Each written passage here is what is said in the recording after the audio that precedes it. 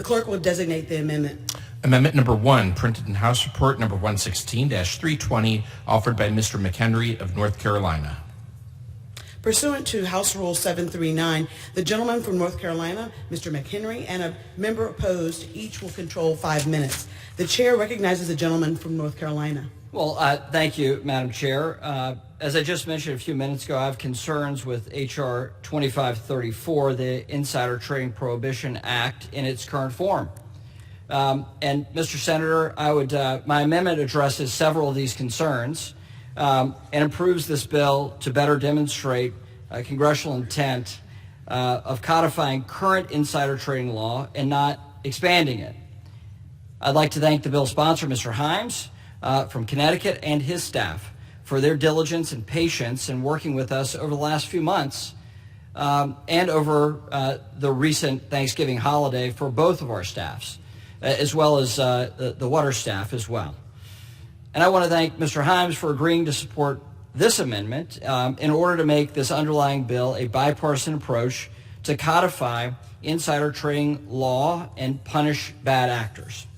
My amendment reflects Republican priorities discussed at our May markup, such as the inclusion of an explicit personal benefit test consistent with Supreme Court precedent, the removal of the novel rule of construction section from the rules print of this bill, and a clarification of ambiguous words to ensure judges and prosecutors know that this bill is not intended to expand or create new insider trading liability.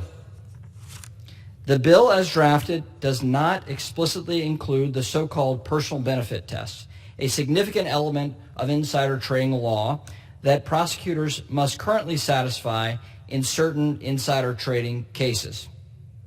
In 2016, the Solomon case, the Supreme Court noted that in order for a violation to have occurred, the insider or tipper providing the material non-public information must have received a direct or indirect personal benefit, including but not limited to pecuniary gain, reputational benefit, or a gift of confidential information to a trading relative or friend.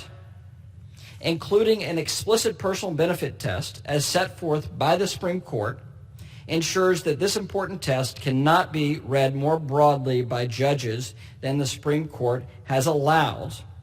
And also, this prevents activist judges and overzealous prosecutors from reading the test out of the law entirely.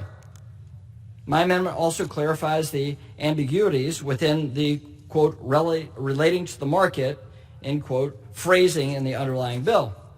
This phrase, relating to the market, is not a legal term of art defined within the existing body of insider trading law, nor is it defined in this bill. It's entirely plausible for an activist judge or a rogue prosecutor to interpret this phrase far more broadly than the drafters of the bill intended. The amendment provides a limiting principle by applying only to non-public information that has or is reasonably expected to have a material effect on the market price of a security. This ensures that a statute that will capture cases where the receipt of material non-public information was not from the company itself, but from another source. This is referenced in the Supreme Court's 1987 Carpenter decision. Finally, my amendment strikes the rule of construction section in the underlying bill that was not reviewed or debated in the House Financial Services Committee. I believe this provision is at best unnecessary and at worst could have been read as giving a congressional stamp of approval to a poorly reasoned judicial set of decisions. As such, my amendment would ensure that Congress's intent is to simply codify existing law, not expand liability or create additional defenses for those accused of insider trading. This is about codifying what is already existent. Period. End of statement. Now, that being said, my amendment does not achieve all the Republican goals that we have previously outlined in our committee markup and committee hearing. Unfortunately, the bill, even if it is amended by this amendment, still will not contain an exclusivity provision to make this the exclusive law of the land for insider trading. While my amendment does not make this bill perfect, it does allow for Congress to exercise its Article I authority to produce a comprehensive insider trading law for the first time, and does so in a bipartisan manner. And that is intended, and we believe simply codifies current insider trading law without expanding liability to good faith people innocent under the law. Gentleman's time has expired. I urge its adoption, and I thank the bill sponsor for working with us on it.